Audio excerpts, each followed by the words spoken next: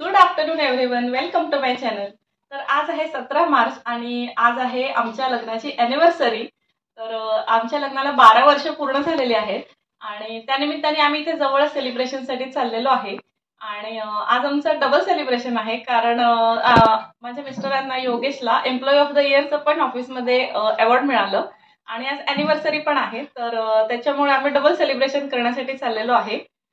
चला तर मग मी आता तिथला एरिया तुम्हाला दाखवते। मी पण फर्स्ट टाइम चाललेली आहे तिथे आणि रेस्टॉरंट पण आहे आणि आजूबाजूचा परिसर पण छान आहे असं मी ऐकलं आहे आणि लहान मुलांना खेळायला वगैरे पण तिथे आहे, त्यामुळे आम्ही दुपारीच चाललेलो आहे म्हणजे आम्हाला जास्त वेळ तिथे स्पेंड करता येईल। आणि संध्याकाळ झाली की मग थोडं लिमिटेशन येतं टाइमसाठी आणि उद्या परत रुटीन चालू असणार आहे उद्याचं।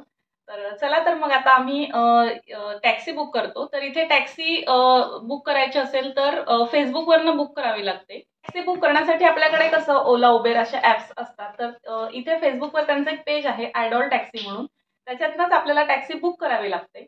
तर बघू आता, तो सुद्धा आमच्यासाठी फर्स्ट एक्सपिरियन्स असणार आहे। तर आम्ही टॅक्सी बुक करतो आणि निघतो तिथे। मी तिथे गेल्यानंतर तिथला एरिया दाखवेल तुम्हाला।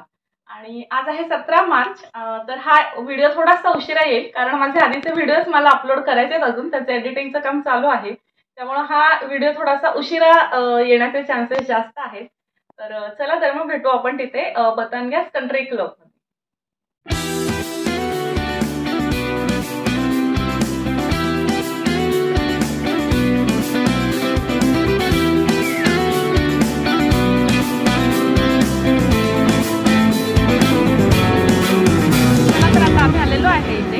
टॅक्सीची सर्व्हिस एकदम क्विक होती। त्यांच्या फेसबुक पेजला जाऊन बुक केल्यानंतर लगेचच टॅक्सी बुक झाली आणि ड्रायव्हर लगेच घ्यायला आला 5 मिनिटांमध्ये।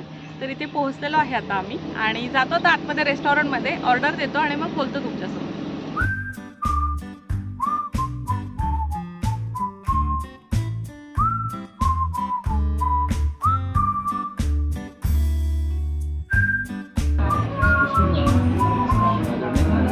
थँक्यू।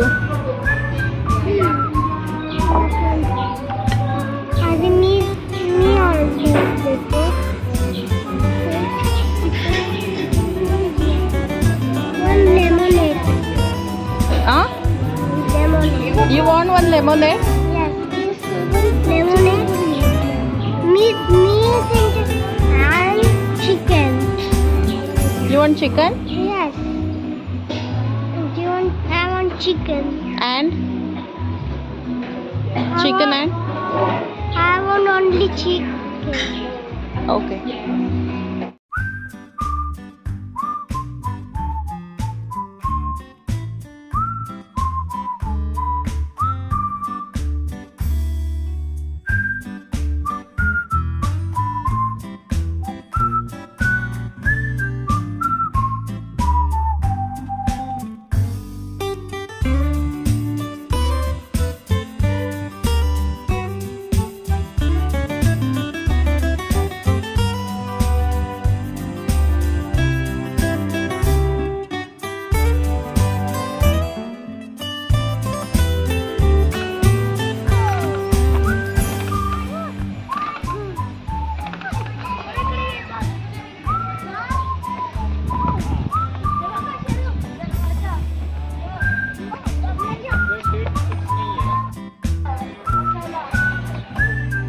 Hello.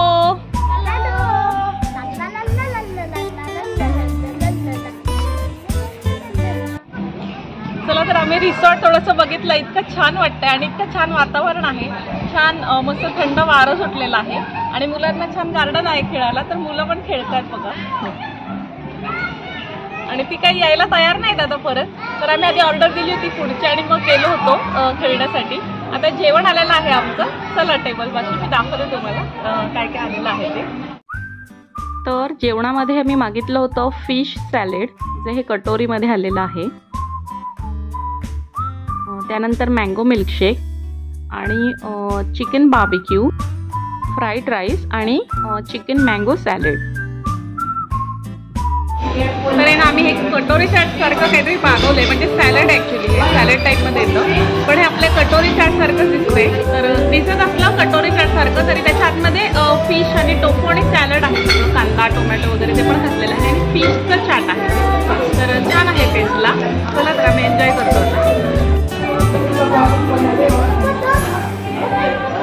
तर जेवण चाललेलं आहे, छान जेवण चाललेलं आहे.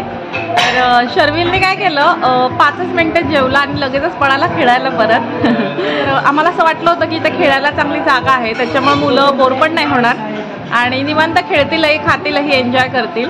तर त्याच्यामुळं काय झालं, शर्विलचं सगळं लक्ष हे खेळण्यामध्येच होतं, त्याच्यामुळे त्याने एवढं जास्त खाल्लं नाही. पण ठीक आहे, काय हरकत नाही. त्यांनी लवकर 5 मिनिटात त्याचं जेवण संपवलं आणि गेलेलं आहे आता खेळायला आणि योगेशला घेऊन गेलेला आहे आणि कृषीला आता खाऊन जाईल त्याच्याबरोबर, कारण त्याला दादाच लागतो खेळायला. तर आम्ही विचार केला की कृष्णाचं जेवण होऊ दे, मग तो जाईल त्याच्याबरोबर खेळायला. जेवण मात्र खूप छान होतं आणि जेवण झाल्यानंतर आता आम्ही घरी जाणार आहे आणि घरी गेल्यानंतर मी हा व्हिडिओ कंटिन्यू करणार आहे, काही माझ्या लग्नाबद्दलच्या गोष्टी सांगण्यासाठी, माझा एक्सपिरियन्स. चला तर हा व्हिडिओ मी आता घरी गेल्यानंतर कंटिन्यू करेन.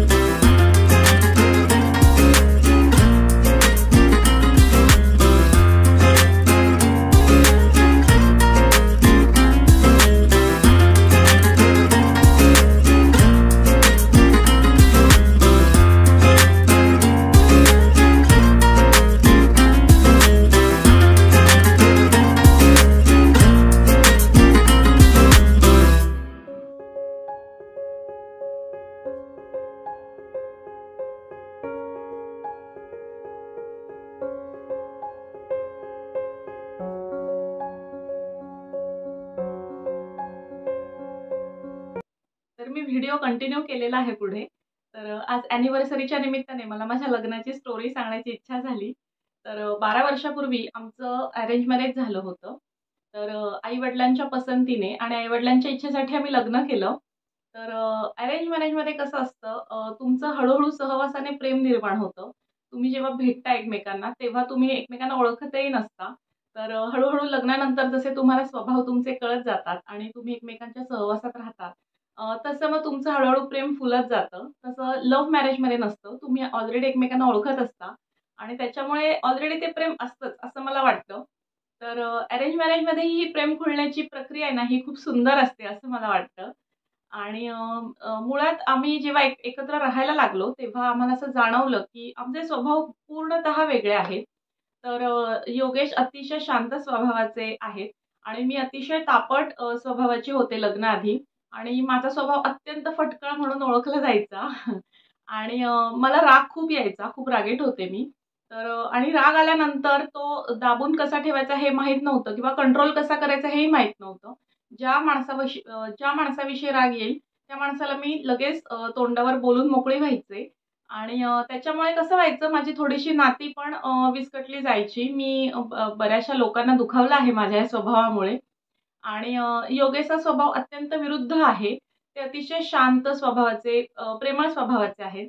तर ते समोरच्याला खूप जास्त चांगल्या प्रकारे समजून घेतात, उमजून घेतात आणि पटकन असं कोणाला लागेल असं ते बोलत नाहीत. तर लग्नानंतर जेव्हा त्यांना माझा स्वभाव कळाला, तेव्हा मला असं वाटतं की एखाद्या माणसाने वेगळ्या पद्धतीनं हँडल केलं असतं तर कदाचित मी चेंज झाले नसते. पण या 12 वर्षामध्ये माझा स्वभाव खूप बदललेला मला जाणवतो. मला पर्सनली स्वतःला जाणवतो. आणि माझे जे फ्रेंड्स आहेत, माझे नातेवाईक आहेत, तेही मला बऱ्याच वेळा सांगतात, की "तू खरंच खूप बदललेली आहेस. तू आधी जशी चिडकी, रागीट होती, फटकळ होतीस, तशी आता राहिलेली नाहीये. तू अत्यंत आता विचारपूर्वक वागतेस, विचारपूर्वक बोलतेस, कोणाला दुखवत नाहीस." तर मला असं वाटतं, की याच्यात माझा जो स्वभाव बदल आहे, त्याच्यामध्ये योगेशचा खूप मोलाचा वाटा आहे. खरंच आपल्याला जसं जोडीदार मिळतो ना, आपण तसंच होत जातो, असं मला वाटतं. तर त्यांनी माझ्या बाबतीत खूप पेशन्स दाखवले. मुळात म्हणजे माझ्यासारख्या व्यक्तीला सांभाळणं हेच मुळात खूप पेशन्सचं काम आहे.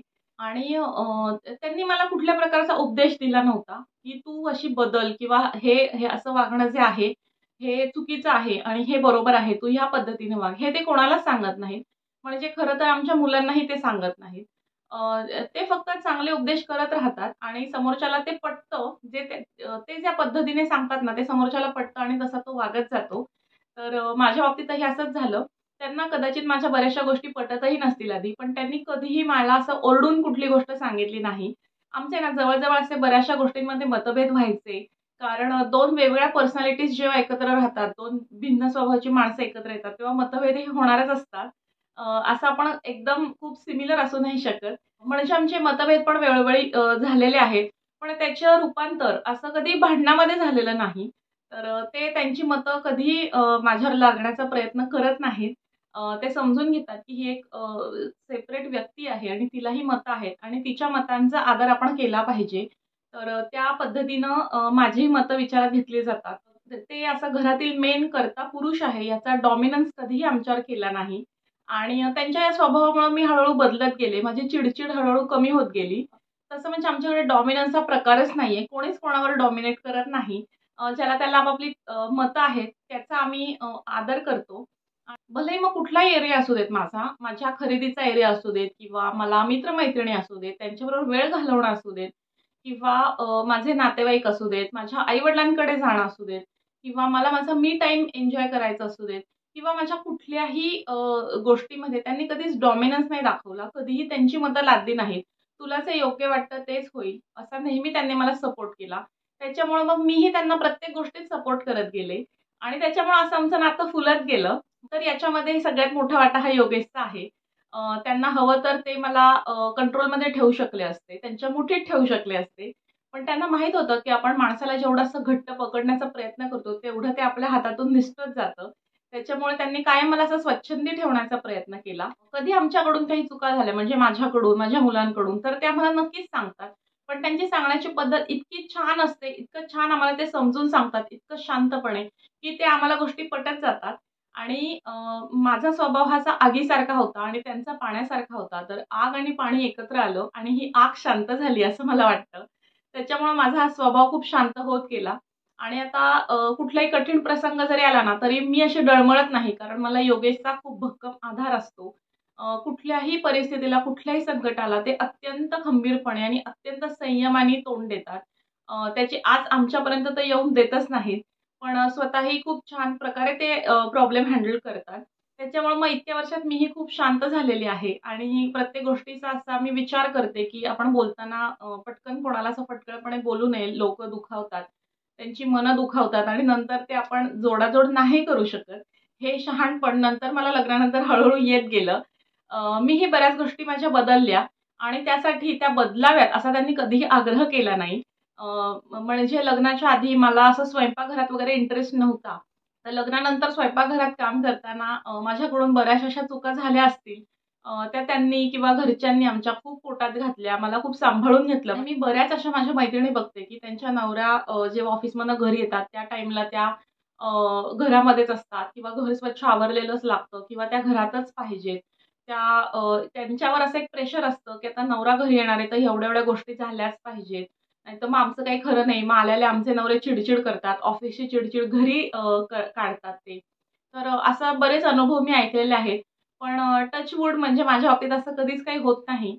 योगेश ऑफिसच्या गोष्टी ऑफिसमध्येच सोडून येतात. घरी आल्यानंतर त्याची झुळूकही आम्हाला लागून देत नाही आणि घरी आल्यानंतर ते कायम फ्रेश असतात मुलांबरोबर खेळण्यासाठी. आल्या-आल्या ते मुलांबरोबर खेळतात, माझ्याबरोबर खूप साऱ्या गप्पा मारतात आणि घरातलं वातावरण कसं आनंदी राहील, कसं शांत राहील याकडेच ते लक्ष देतात. तर ही एक गोष्ट माझ्या सुखी संसारासाठी खूप मला उपयोगी पडली. आणि अजून एक गोष्ट आहे, की त्यांनी माझ्याबरोबर असं कायमच मैत्रीच्या नात्यासारखेच ते राहिले. असं नाही, की नवरा-बायकोचं नातं आहे, तर मग त्याच्यात खेळकरपणा, खोडकरपणा हे सुद्धा आमच्यामध्ये असतं.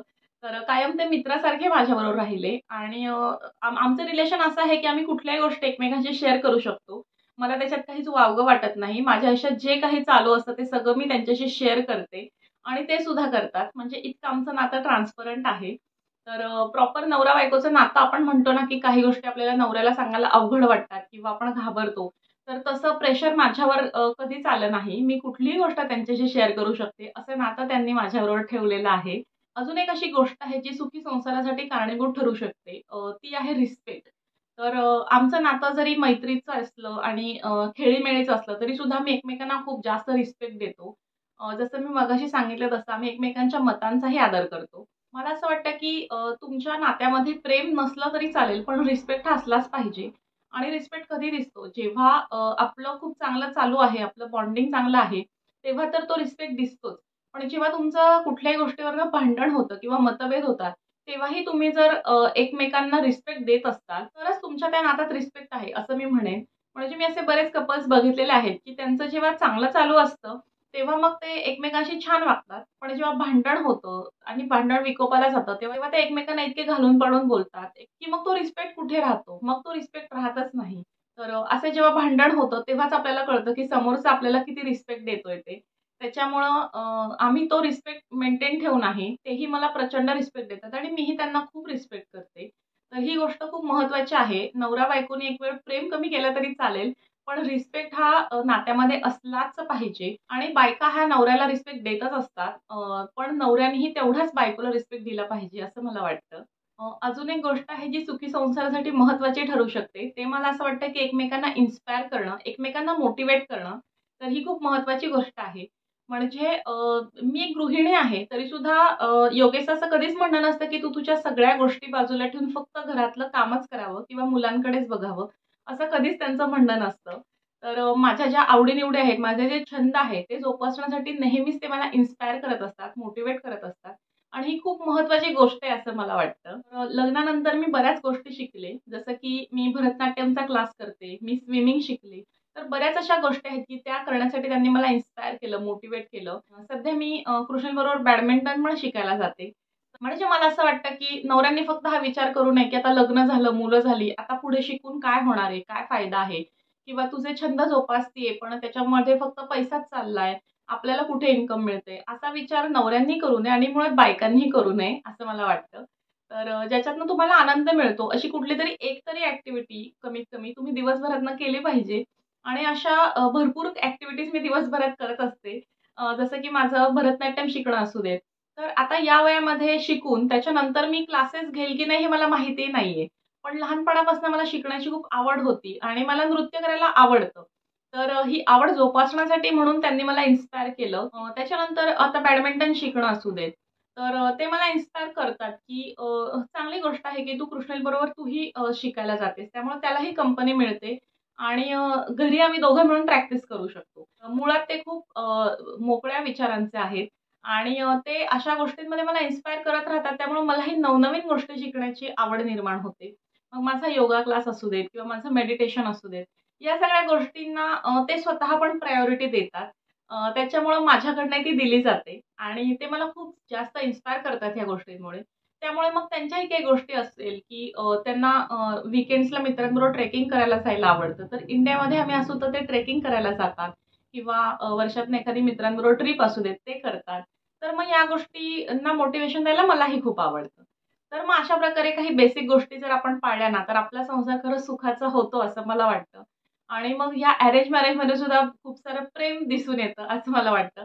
कारण आम्हाला जेव्हा बघतात तेव्हा बरेच लोक असं म्हणतात, की तुमचं अरेंज मॅरेज वाटत नाही, लव्ह मॅरेज वाटतं. तर या सगळ्या गोष्टी आहेत बेसिक ज्या आमच्या वेव्हलेंग्थ्स तिथं जुळलेल्या आहेत. त्यामुळे बाकीच्या गोष्टी आमच्या नाही एकमेकांशी जुळल्या तरी आम्हाला त्याचा फार फरक पडत नाही आणि स्वभाव खूप भिन्न होते. 2 भिन्न स्वभावाची माणसं एकत्र आली. पण ह्या साऱ्या गोष्टी आम्ही फॉलो केल्या. आम्ही एकमेकांना रिस्पेक्ट दिला. आम्ही एकमेकांना मोटिव्हेट केलं, इन्स्पायर केलं आणि कोणीच कोणावर डॉमिनेट नाही केलं. प्रत्येकाला आपापली स्पेस दिली. त्याच्यामुळे मग आम्ही एकमेकांशी असे छान पद्धतीनं बांधले गेलो. तर गेली 12 वर्ष हे नातं प्रेमावर, विश्वासावर, मोटिव्हेशनवर आणि एकमेकांच्या सपोर्टमुळे खूप छान पद्धतीने चालू आहे आणि असंच पुढेही चालू राहील, अशी मी आशा करते आणि तुमचे आशीर्वाद मागते. आम्हाला भरभरून शुभेच्छा द्या आणि पुढे मी असेच व्हिडिओज घेऊन येत राहील. तर तुम्हाला माझा आजचा अॅनिव्हर्सरीचा व्हिडिओ कसा वाटला हे मला कमेंटद्वारे नक्की कळवा आणि माझा व्हिडिओ आवडला असेल तर माझ्या चॅनलला लाईक करा, शेअर करा आणि सबस्क्राईब करा. परत भेटूया असाच एक नवीन व्हिडिओ घेऊन. तोपर्यंत गुड बाय एव्हरीवन.